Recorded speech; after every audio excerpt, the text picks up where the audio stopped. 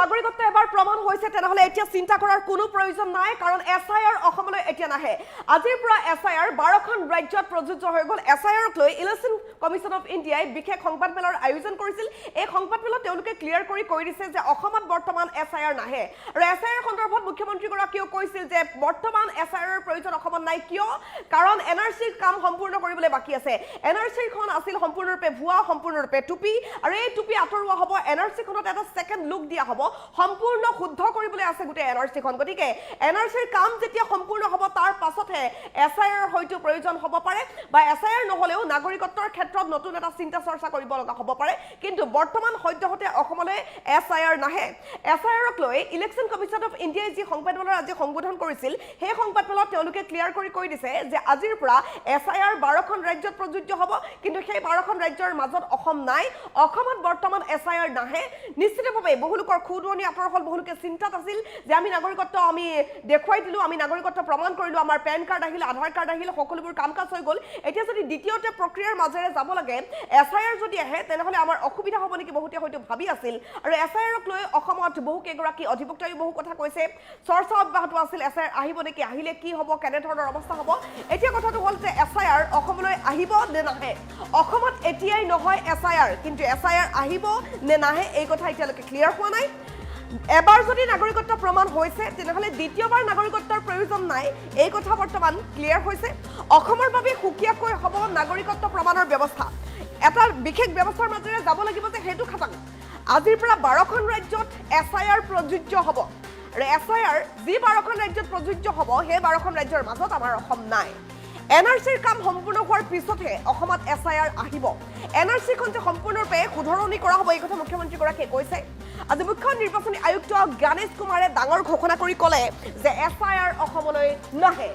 অসমৰ বাবে সুকীয়াকৈ হ'ব নাগৰিকত্ব প্ৰমাণৰ ব্যৱস্থা আজিৰ পৰা 12খন ৰাজ্যত প্ৰযোজ্য হ'বলৈ গৈ আছে এছআইআৰ অসমলৈ আহিলে কি হ'ব বহুলোকে নাগৰিকত্ব হেৰুৱাব নেকি এই বিষয়বোৰক লৈ বহুলোক চিন্তাত আছিল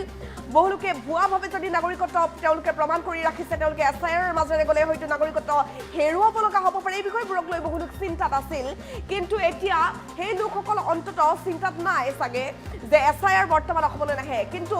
এছআইআৰ নাহিলে নহয় পৰৱৰ্তী সময়ত এছআইআৰ আহিবও পাৰে বা এছআইআৰৰ দৰে অন্য এটা প্ৰক্ৰিয়াৰ মাজেৰে নাগৰিকত্ব প্ৰমাণ কৰিব লগা হ'ব পাৰে কাৰণ মুখ্যমন্ত্ৰী ডক্টৰ হিমন্ত বিশ্ব শৰ্মাই কৈ দিছে যে সদ্যহতে অসমত এছআইআৰ অহা নাই এছআইআৰ অহাৰ কোনো চিন্তা কৰা নাই এতিয়া নাগৰিকত্বৰ বাবে ৰাষ্ট্ৰীয় নাগৰিকপঞ্জীৰ কাম বাকী আছে অৰ্থাৎ আমাৰ এনআৰচিখনৰ কাম বাকী আছে এনআৰচিখনৰ কাম যি সম্পূৰ্ণ হ'ব তাৰ পাছতহে চিন্তা কৰা হ'ব যে কেনেধৰণে নাগৰিকত্ব প্ৰমাণৰ অন্য এটা প্ৰক্ৰিয়া হ'ব আজিৰ পৰা 12খন ৰাজ্যত প্ৰযোজ্য হ'বলৈ গৈ আছে এছআইআৰ ইয়াৰ জৰিয়তে ভুৱাভাৱে কোনোবাই যদি নাগৰিকত্ব লৈছিল বা নাগৰিকত্ব প্ৰমাণৰ ক্ষেত্ৰত যিবোৰ অসুবিধা আছিল সেই অসুবিধা আঁতৰ হ'ব মুখ্য নিৰ্বাচনী আয়ুক্ত জ্ঞানেশ কুমাৰে ডাঙৰ ঘোষণা কৰি আজি কৈ দিলে যে অসমত এতিয়াই এছআইআৰ নহয় এছআইআৰ নাহিলেও অন্য এটা প্ৰক্ৰিয়া হয়তো হ'ব পাৰে কিন্তু সেয়া হ'ব ৰাষ্ট্ৰীয় নাগৰিকপঞ্জীৰ কামৰ পাছত অসমৰ বাবে সুকীয়াকৈ হ'ব নাগৰিকত্ব প্ৰমাণৰ ব্যৱস্থা আজিৰ পৰা 12খন ৰাজ্যত প্ৰযোজ্য হ'ব এছআইআৰ কিন্তু অসমত বৰ্তমান এছআইআৰৰ প্ৰয়োজন নাই অসমলৈ এছআইআৰ নাহে এনআৰচিৰ কাম সম্পূৰ্ণ হোৱাৰ পিছতহে এছআইআৰ অসমলৈ আহিব পাৰে মুখ্য নিৰ্বাচনী আয়ুক্ত জ্ঞানেশ কুমাৰে ডাঙৰ ঘোষণা কৰিছে অসমত এতিয়াই এছআইআৰ নাহে জ্ঞানেশ কুমাৰৰ বিশেষ ভাষ্য আছে মুহূৰ্তত আমি শুনাব বিচাৰিম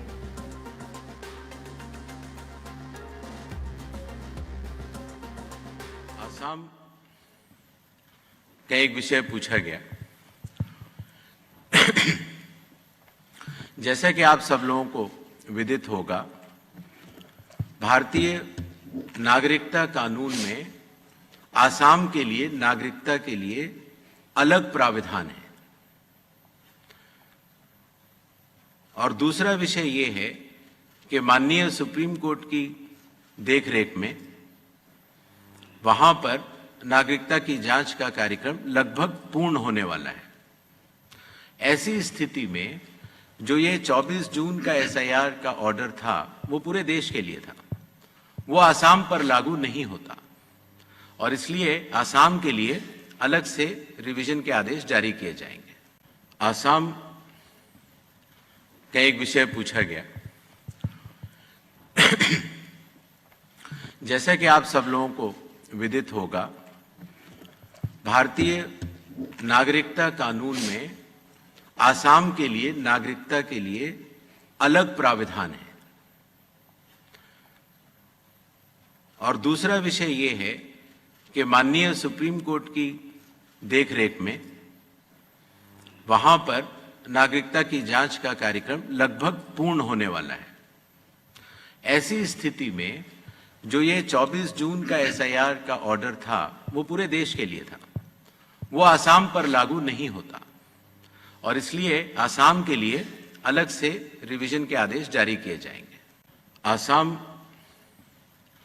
का एक विषय पूछा गया। जैसा कि आप सब लोगों को विदित होगा, भारतीय नागरिकता कानून में आसाम के लिए नागरिकता के लिए अलग प्राविधान है। और दूसरा विषय ये है कि माननीय सुप्रीम कोर्ट की देखरेख में वहां पर नागरिकता की जांच का कार्यक्रम लगभग पूर्ण होने वाला है। ऐसी स्थिति में जो ये 24 जून का एसआईआर का ऑर्डर था वो पूरे देश के लिए था, वो आसाम पर लागू नहीं होता और इसलिए आसाम के लिए अलग से रिवीजन के आदेश जारी किए जाएंगे। आसाम का एक विषय पूछा गया। जैसा कि आप सब लोगों को विदित होगा, भारतीय नागरिकता कानून में आसाम के लिए नागरिकता के लिए अलग प्राविधान है। और दूसरा विषय ये है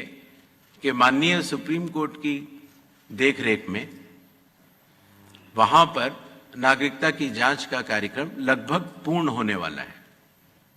ऐसी स्थिति में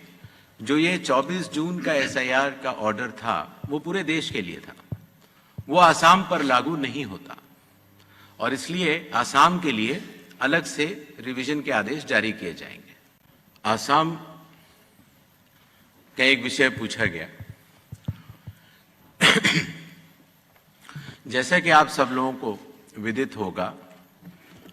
भारतीय नागरिकता कानून में